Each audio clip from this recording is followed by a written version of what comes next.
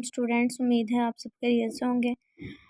Last time हमने discuss किया था फर्स्ट ईयर के चैप्टर नंबर 1 के इम्पोर्टेंट लॉन्ग क्वेश्चंस और शॉर्ट क्वेश्चंस। ठीक है, आज हम डिस्कस करेंगे सेकंड चैप्टर के इम्पोर्टेंट लॉन्ग क्वेश्चन और शॉर्ट क्वेश्चन। सेकंड चैप्टर है बायोलॉजिकल मॉलिक्यूल्स। ठीक है, सबसे पहले इसमें शॉर्ट क्वेश्चन आता है डिफाइन बायोकेमिस्ट्री। ठीक है, बायोकेमिस्ट्री का शॉर्ट क्वेश्चन आएगा तो हम यहाँ से इसको लिखेंगे, यहाँ से लेके आप यहाँ तक लिखेंगे इसकी डेफिनेशन और यहाँ से लेके यहाँ तक इसकी एग्जांपल। ठीक है, नेक्स्ट ये बहुत एमसीक्यूज़ के लिए बहुत इंपॉर्टेंट है, आपने ये अच्छे से देखने हैं। वाटर की क्या परसेंटेज है, प्रोटीन की क्या परसेंटेज है, कार्बोहाइड्रेट्स की क्या परसेंटेज है। नेक्स्ट यहाँ से एक डेफिनेशन आती है मेटाबॉलिज्म। What is metabolism?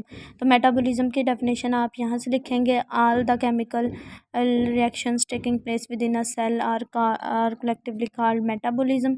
ठीक है, उसके बाद इसके मेटाबॉलिज्म के दो प्रोसेसेस होते हैं, कैटाबॉलिज्म और एनाबॉलिज्म।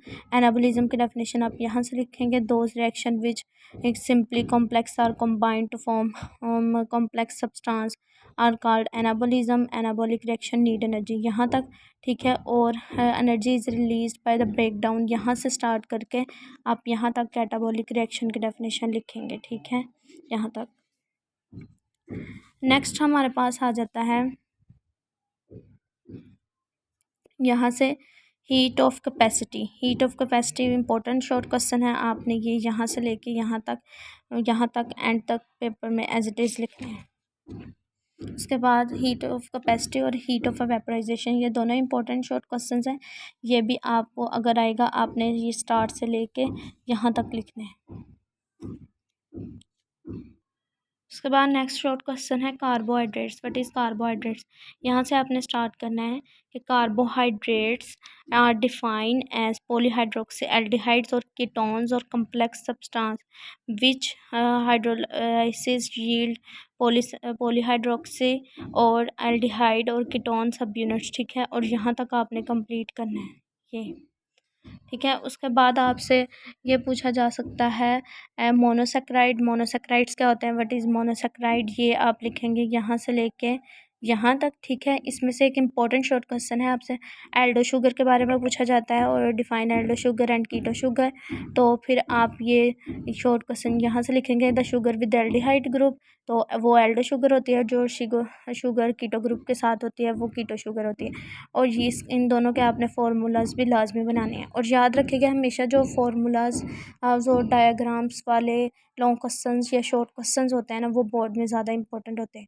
ठीक है, उसके बाद नेक्स्ट हम देखते हैं, ये यहाँ से स्ट्रक्चर ऑफ राइबोस और ग्लूकोज का पूछ लेता है, तो आपने ये दोनों स्ट्रक्चर्स बनाने हैं।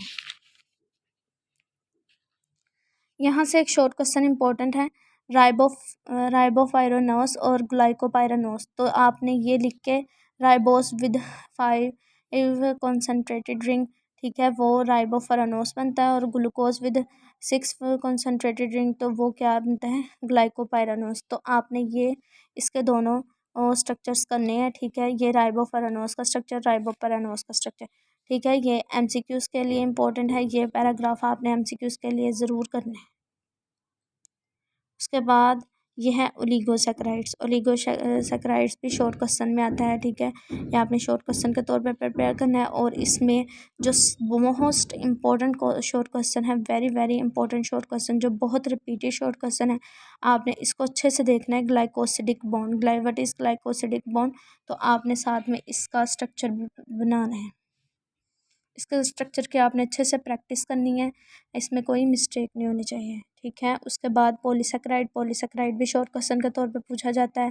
ठीक है, तो आपने ये इसमें से पॉइंट्स बना के 3-4 लिख देने हैं। ठीक है, उसके बाद है स्टार्च वैसे तो शॉर्ट क्वेश्चन के तौर पे कम ही पूछा जाता है, इसमें से 2 short question most important short question है, अमाइलेस और अमाइलोपेक्टिन। डिफरेंशिएट बिटवीन अमाइलेस और अमाइलोपेक्टिन, ये अगर आ गया तो आपने इन दोनों में डिफरेंस लिखना है।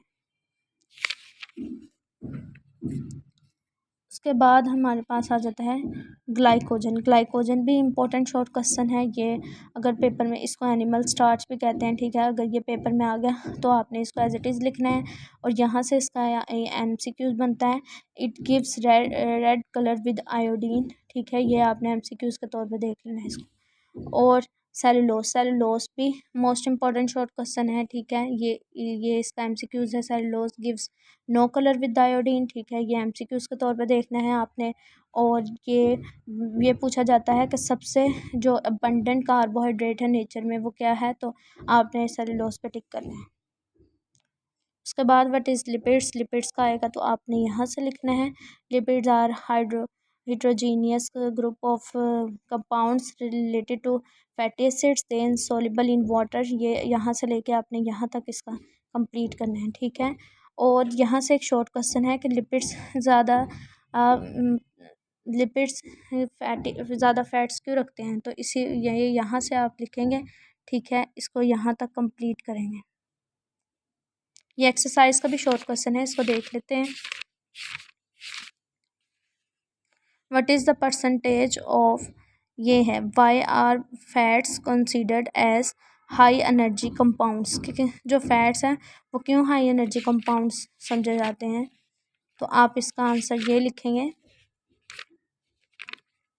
यहाँ से, because of high proportion of CH bonds and low proportion of oxygen lipids are store double the amount of energy as compared to, यहाँ ये लिखेंगे आप, इसका आंसर यहाँ तक भी लिख सकते हैं, बिकॉज ऑफ से लेके ऑफ एनी कार्बोहाइड्रेट, ठीक है।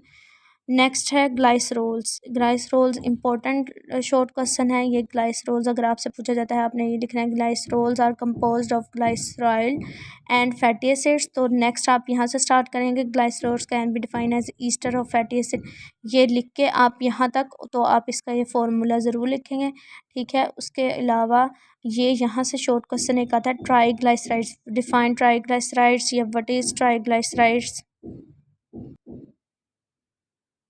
डिफाइन ट्राईग्लाइसराइड्स, ठीक है, ये आता है। तो आपने ये लिख के साथ में इसका ये स्ट्रक्चर ज़रूर बनाना है, इसकी आपने अच्छे से प्रैक्टिस कर लेनी है, ठीक है। नेक्स्ट यहाँ से एक इम्पॉर्टेंट शॉर्ट क्वेश्चन है, differentiate between fat and oil. अगर ये आता है तो आपने यहाँ से लेके यहाँ तक कि fats are containing unsaturated fatty acids are usually liquid at room temperature, and जो ऑयल होता है वो सॉलिड होता है रूम टेम्परेचर पर। फैट्स कंटेन करता है सैचुरेटेड फैटी एसिड्स, ठीक है। उसके बाद एनिमल फैट सॉलिड होती है, ये आपने सारा ही यहीं तक लिखना है, ठीक है। इसमें से आपने पॉइंट्स बना के लिखने हैं। उसके बाद है वैक्सीज। वैक्सीज शॉर्ट क्वेश्चन है, ठीक है, ये आपने अच्छे से कर लेना है। उसके बाद यहाँ से एक शॉर्ट क्वेश्चन बनता है, what is amino acids. Amino acids आएगा तो आपने यहाँ से लेके यहाँ तक अमाइनो एसिड की डेफिनेशन लिखनी है और इसका फॉर्मूला लिखना है। अगर आप फार्मूला नहीं लिखेंगे तो इसका आपको सिर्फ 1 नंबर मिलेगा, आपने साथ में फार्मूला भी ज़रूर लिखना है। उसके बाद यहाँ से एक इम्पॉर्टेंट शॉर्ट क्वेश्चन है, peptide bond, defined peptide bond, what is peptide bond, how peptide bond is formed, ये आपने यहाँ से लेके यहाँ तक लिखना है। वेरी इंपॉर्टेंट शॉर्ट क्वेश्चन है, ठीक है ये। और इसके अलावा डाईपेप्टाइड, ये भी इम्पोर्टेंट शॉर्ट क्वेश्चन है, अगर ये आता है तो आप यहाँ से लेके यहाँ तक लिखेंगे। और अगर आप पेप्टाइड बॉन्ड का आपसे पूछा जाता है या डाईपेप्टाइड का पूछा जाता है तो आपने ये स्ट्रक्चर इसके साथ ज़रूर बनाएंगे शॉर्ट क्वेश्चन में। याद रखिएगा बच्चों, जिन शॉर्ट क्वेश्चंस के साथ स्ट्रक्चर्स हैं तो उनके आपने स्ट्रक्चर्स ज़रूर बनाने हैं, क्योंकि स्ट्रक्चर के बगैर आपको पूरे मार्क्स नहीं मिलते हैं, ठीक है। ये क्लासिफिकेशन ऑफ प्रोटीन्स में फाइब्रोस प्रोटीन ये दोनों डिफरेंशिएट में आ जाते हैं, इंपॉर्टेंट शॉर्ट क्वेश्चंस हैं ये भी। यह आपने एक दफ़ा इनको शॉर्ट क्वेश्चंस के तौर पर भी देख लेना है। और यहाँ से हमारे पास न्यूक्लिक एसिड के अंदर ये 2 क्वेश्चन बनते हैं, what is nucleoside and what is nucleotide, या differentiate between nucleoside and nucleotide, ठीक है। तो आप यहाँ से लिखेंगे the compound formed by combination of a base and a pentose sugar is called nucleoside, ठीक है। न्यूक्लियोसाइड फॉस्फोरिक, अगर न्यूक्लियोसाइड में फॉस्फोरिक एसिड को ऐड कर दिया जाए तो वो न्यूक्लियोटाइड बन जाता है, ठीक है। ये शॉर्ट क्वेश्चंस आपने अच्छे से देखने।